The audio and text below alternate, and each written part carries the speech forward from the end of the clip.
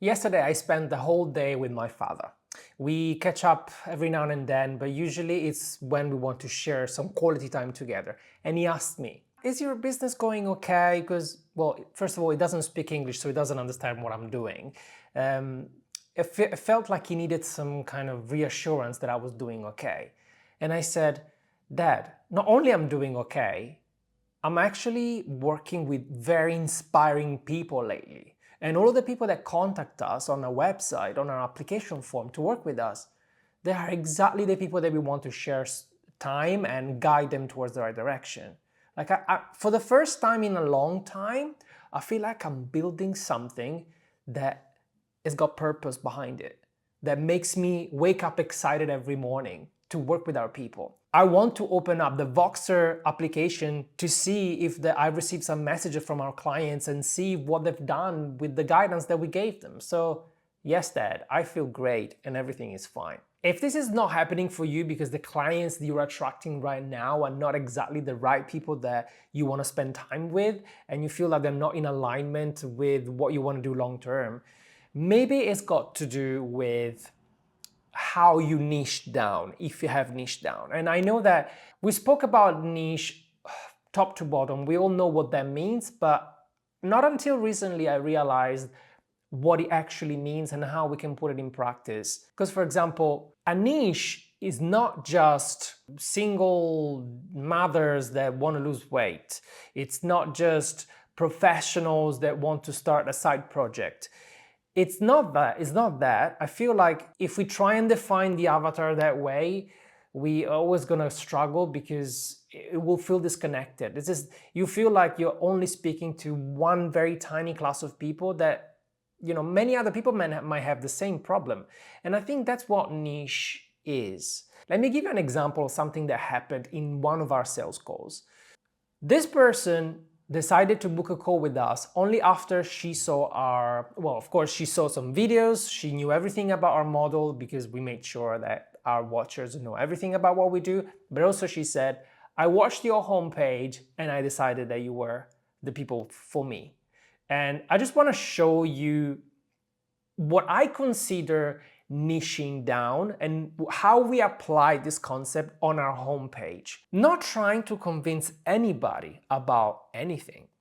And I just want to show you what was the exact words that said, oh my God, yes, I need this for my business too. I need to go work with these guys. First of all, this is not a copywriting course. This is just me trying to make you understand how important it is for you to really be clear on the type of people that you want to work with and how you talk to them in a very practical way. When I wrote this homepage, one day I woke up really frustrated about all of our website not being in line with what we wanted to do. And then I decided, you know what, I'm going to scrap all of that. I'm going to start writing it from a perspective of what would I write if I had nothing to lose, I didn't want to attract sales, I wanted to just talk to the people that I want to help. And this came out. And I forced myself to forget everything about copywriting that I learned up until that point because I thought, let's think with my head for once. I know all of the trick in the book. I've listened to the gurus. I've applied many things. They all worked. But what if I do something that broke all the rules? And see what happens. It's a test. Who cares, right? This is how I built this page. So if you go to profitabletalents.com, I'm on the page right now, the first thing you see above the fold on the page is this big statement. Okay, we have 2-3 seconds to hook you to keep on reading this page. And we're not going to do that. If you're not serious about simplifying your business and scale sustainably this time, please close this page now. The energy behind this big hero section was coming from the place of learning from all the copywriting books that the hero section is the section that hooks people to read more and potentially signing up for your email list. But now, in 2025, moving forward, we've all seen the same freaking websites. Everybody's trying to get our email and name just to sell us something on the back end. So what am I doing here? I don't want to be labeled as just another marketer out there, because I'm not. I don't consider myself a marketer at all. So how do I stand out from the crowd without being needy of getting name and emails? I actually send people away saying, you know what, I don't care about convincing you. If you're not interested about simplifying their business because it's overwhelming right now, the right people that are tired of doing traditional marketing will stick around. I know that. This is the intent of this page. I want to stand out because I'm not one of those. So if you want one of those guys, go with one of those guys, not me. Otherwise, if you are serious about simplifying your business, scroll down. And when you scroll down, I tell them, are you still here? Awesome. And then I want to address the elephant in the room immediately. I want to filter out the people that are not right to read this page. So if you are not interested in like online business, burnout, mindset, simplifying, making money, surely this page is not for you. And I say it in a very colloquial way. But the elephant in the room is usually everybody wants you to download their free resource because then they can have name and email, have them in their list and sell you something. So what I want explicitly say here is that if you're looking for a free resource here, you won't find any. No lead magnets. This way you don't waste time downloading a resource you'll never even look at. Our business stays simple while we keep our list clean from freebie seekers. Win-win. If instead you're interested in actually simplifying your business, scroll down. This very sentence, this very block, made one of our prospective clients book a call with us because they said, that was amazing. I've never seen that before, and I feel like I've been doing so many lead magnets and I've been burned out because I don't know how to convert them free people into paying people. It's becoming exhausting, and I was amazed that you do exactly the opposite. And that's when I realized when I follow my heart and I emanate the right energy, the right people will respond. So this is one of the ways you can niche down. It's not just copywriting, it's not just messaging, is what is the energy behind what you want to do? Because that really, it's something that people can sniff and perceive. If you're sleazy and desperate because you need another client to pay the bills, you will write different type of copy. You would create different type of videos, and people will feel that. But I want you to be open for once and forget everything you learn about copywriting, content and sales and marketing and all of that, and really say and write things that only you can say because you're unique. We've had another call the other day with a person that already has an online business, very successful online business. He's running a sales team with setters and closers, and yes, of course, he's traveling the world, he's making good money, but the business is exhausting, it's very complex. He jumped on a call with us, but he didn't go through a 5-day challenge or a webinar, or he didn't get into our email list at all.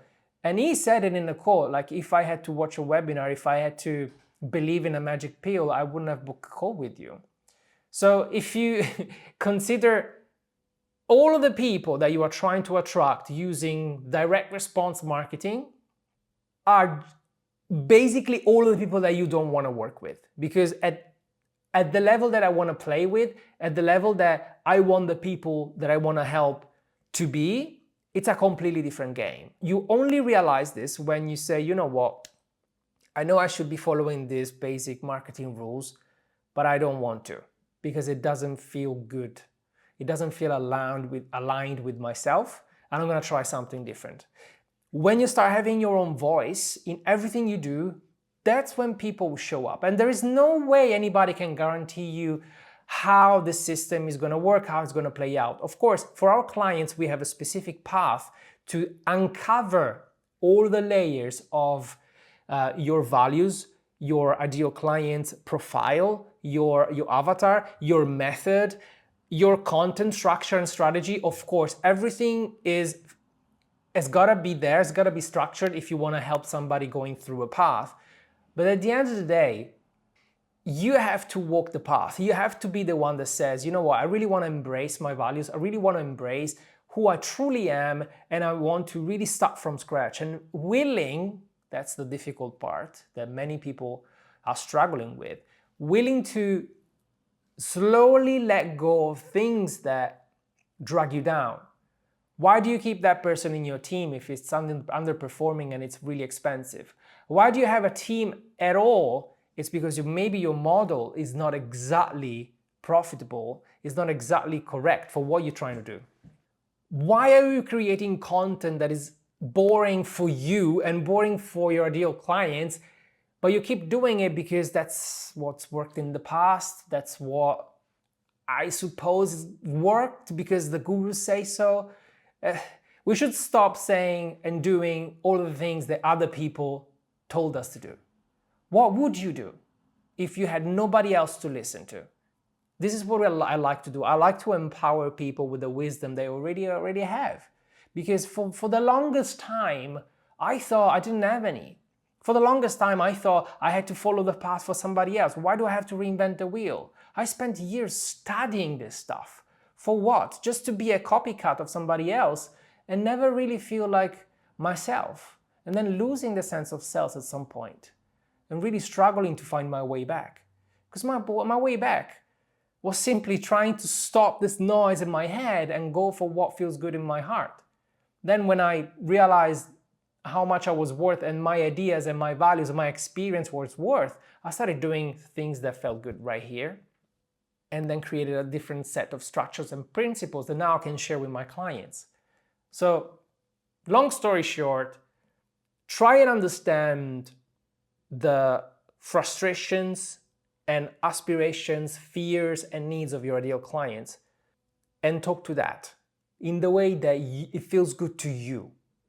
Being bold, being somebody that blazed the trails for the industry as well.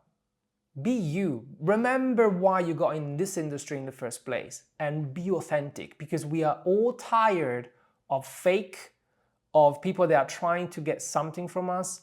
That time is over. Now it's time for building authentic brands and to shine, to be useful in this world, to be important.